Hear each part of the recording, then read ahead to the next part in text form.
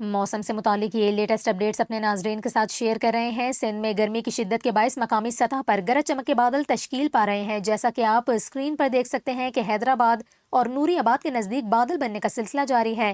ہم مسلسل ان سرگرمیوں پر نظر رکھے ہوئے ہیں، تاہم بادلوں کی شدت زائد ہونے کی صورت میں سندھ کے مختلف علاقوں میں بارش ہونے کے امکانات ہیں۔